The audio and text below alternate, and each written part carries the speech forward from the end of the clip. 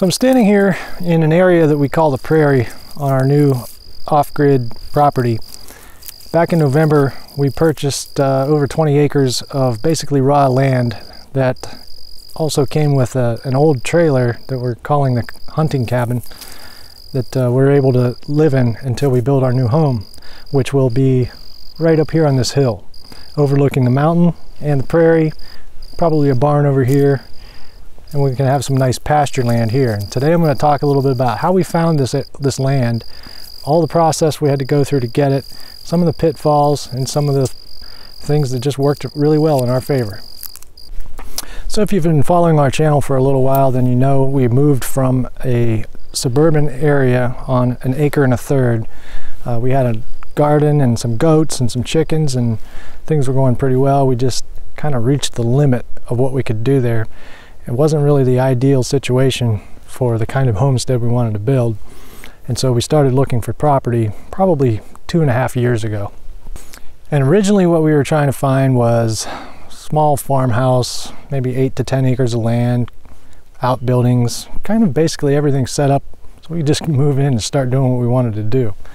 Seems like everybody else was trying to find that same type of situation, because anytime we found anything close to that, it was either really overpriced, or there were a lot of problems with the property, or the properties would just get snapped up within an hour of being listed. So some of the resources we were using were things like websites like realtor.com and Craigslist and Zillow, and we even had an MLS account that we could look at through a realtor we were working with. And every day we would hit it and see new properties that were coming up.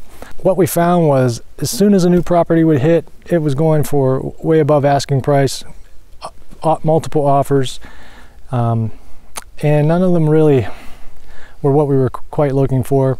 Some of the properties we found that we seriously considered, one had a small old 1900s farmhouse on it, on probably 11 acres. But it also had another house beside it that was dilapidated, had asbestos siding on it, and needed to be dealt with.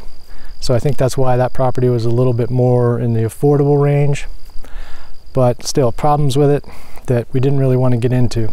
Another property we found was a log cabin with a 2-car garage on 8 acres. It was beautiful, it was meticulously maintained, but there was no internet access. And I think we talked about that in our internet video, why we had to pass on that one. And another one that we looked at that we initially liked was a log cabin also on, I think it was 14 acres. The problem with that one was about 1/3 of an acre of that lot was usable. All of the rest was mountainside or, you know, just unusable terrain. So we couldn't really build on it. We certainly couldn't make pastures, have livestock, or any of those kinds of things. It was more like a mountain retreat property. And then finally, one we found was a farmhouse that had a lot of the nice land, but we found out that the water had been contaminated back in the 50s with pesticides, and the wells and water source was completely unusable. I don't know how they're going to sell that property, but we certainly didn't want it. So after all of that searching and running into all of those issues where the good properties were just being sucked up and whatever else was left over was just that, leftovers, we worked with a couple of different realtors in a couple of different geographic locations over 2 states for quite a while, and just could not seem to find exactly what we were looking for. And again, this was a hot market. Everything was being bought up. So we knew we wouldn't have too much of trouble selling our home. What we ended up doing was just looking for raw land. And when you're looking for raw land, it's a bit of a different deal than if you're looking for an already developed property with a house on it. A lot of times realtors aren't that interested in working to find land, to do land deals, because there's just not as much money in it, and it's more of a numbers game for realtors. A lot of the land that you may see listed on MLS, a lot of times it's the leftovers as well. It's either overpriced or there's problems with it, and just in my experience, realtors don't really like they don't seem as interested in working with you on a land deal. So we took it all upon ourselves. We decided we don't really need a realtor. What we need to do is find someone willing to sell their land and work with them directly.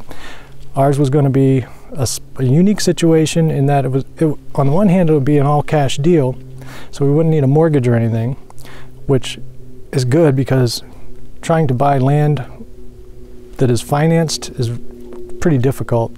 No bank wants to give a loan on land. They only want to mortgage it if there's an improved property on it. The other unique thing about our situation was we had a contingency. We needed to be able to sell our home in order to buy another property because we were not going to go into debt to do this. And so after all of that time, and after scouring realtor.com and Zillow and the MLS and also Craigslist, we finally hit, and we found a couple who was interested in selling their property, and we found them on Craigslist, of all places. So when Jamie found this property on Craigslist, she sent me the listing, and I looked at it, and the thing that jumped out at me was where it was located, which was in the foothills, close to the mountains, which is where we both wanted to be. The fact that it had internet, which when I saw that, I was like, that's a great ad, let's go check that out. And so we came up and we met with the owners. We walked the entire property, we hiked all the ridges. We were pretty tired, and all of the things that I was looking for in a property, this property has. Number one, water. Multiple sources of water. This property has that. Trees, firewood, a variety of different types of trees. This property has all kinds of different trees. We wanted the ability to develop pastures if there weren't already pastures, and so that's what we have here. Multiple building sites, multiple possible places that you could build a home or a cabin or a barn or whatever you want. There's all kinds of places around here. There's like 6 different places that I would really like to put little cabins on just for fun. And so after we kind of checked it all out and decided this is it. And then we started working with the owners, and we were able to work out a deal. So there was a lot of time and energy invested over a 2-year period searching and searching, and even though we didn't really know it at the time, it was this process of elimination mentally that brought us to where we are, and there was also a lot of luck involved, and it really helped that the owners that had this property were willing to work with us. They knew we were cash buyers, and they were willing to work with us on that contingency. So after we walked the entire property, spent some time with the owners, agreed upon a price, we immediately went home and listed our house for sale. And we listed it for sale by owner. We decided we were going to try that for 30 days, and if that didn't work, then we would probably enlist the services of a realtor friend of ours. But we were pretty confident that we could probably sell this house because the market was just crazy. And luckily, that's what happened. We had an offer within 48 hours that turned out to be the folks who ended up buying our home. And so that process started. When we closed on that house, we were able to come and close on this property the very next day, and it worked perfectly. There was a lot of stress and a lot of anxiousness during that entire process, just because it's such a small window of time that you have to get everything done and to make sure all of the things happen along the way that are supposed to happen. But for us, it worked out real well. And so after having gone through this experience, at least when you're buying land, I would say you don't need a realtor. If you are able to do a cash deal, that is where you get most of the benefit, because you don't have to deal with banks or bank appraisers or any of the red tape involved in doing a simple transaction. And make sure you have a good real estate attorney to handle your closing, title search, title work, all of that stuff. Make sure everything's clean, and it's good to go. You don't have to wait for a bank to clear it. You don't have to do anything. You just bring money and walk away with a deed. One of the things that's actually a bonus for us, we were intending to, if we had to, purchase a camper and live on it until we were able to build. Luckily, this place came with a camp trailer that was already set up. People that had lived here had already developed it, and so that was a huge bonus. And as I said earlier, a lot of this was luck for us. Everything we were looking for is what we found. It just took us a long time. Here are the steps we took once we found this listing. We immediately got on to Google Earth, zoomed in and looked at it, and wanted to see what's around it. Wanted to make sure there's no waste plants or like chicken farms or pig farms, like commercial stuff that is going to stink up the place. Want to make sure that we're not close to high voltage power lines or utility easements or gas pipelines or any of that. We basically look at 5 square mile area around the property. So that all checked out. So the next step was to go onto the county's GIS zoning website, check the zoning, make sure that it was zoned in a way that we're able to have homestead animals and livestock and things like that. Then we check the taxes, the tax rate on the land in the surrounding area, and we sort of look at the crime rate and all of those kinds of things that you research when you're trying to buy property.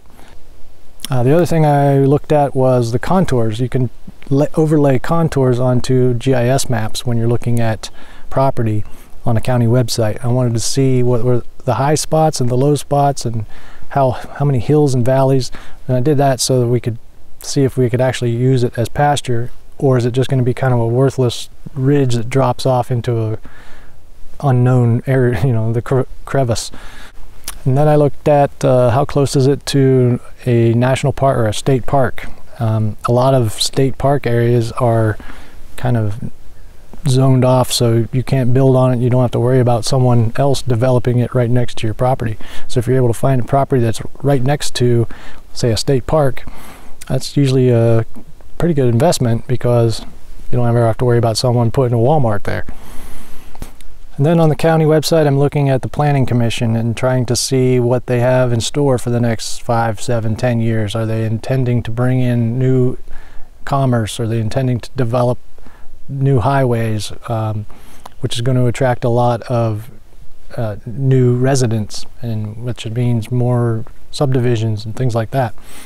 And then finally, I'm looking at all the adjoining parcels on the GIS to see how big they are, who owns them, if the people who own them actually live on them, or if they just own it as an investment property. And maybe that presents opportunity in the future to buy adjoining parcels. And then finally, I'm looking at the titles and the deeds to see how much these lots were sold for previously. And you can go back sort of as far as you want to kind of get an idea of what the value of these lots are and how well they hold their value. And once they're developed and houses are added to them, what do the taxes look like? And so it's a lot of things, and I can't think of all of them right now, but that's kind of the gist of it. And this place just kind of passed all those tests for us compared to every other property that we had looked at previously. So to recap, when looking for this property, what were the important things to us? Water, water, and water. Wood, timber, and firewood.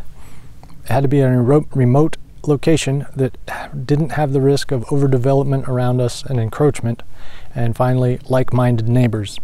And that's what we found. So if you're out there looking for property, I would encourage you to stick to it, persevere, don't get discouraged, because it's easy to get discouraged. Plan on spending as much time as it takes to find exactly what it is that you're looking for, and don't settle for anything less than that. And eventually you will find what you're looking for. So I hope this has been a little bit of help to you. This is the last video in our 5-part series of off-grid things that we wanted to reflect on after 5 months of being off-grid. And next few videos will be projects we're working on: pig waterers, rain barrels, gravity-fed water system. We've got a whole solar series that we're still working out that'll be soon. And we hope to see you guys in those videos. Thanks for watching.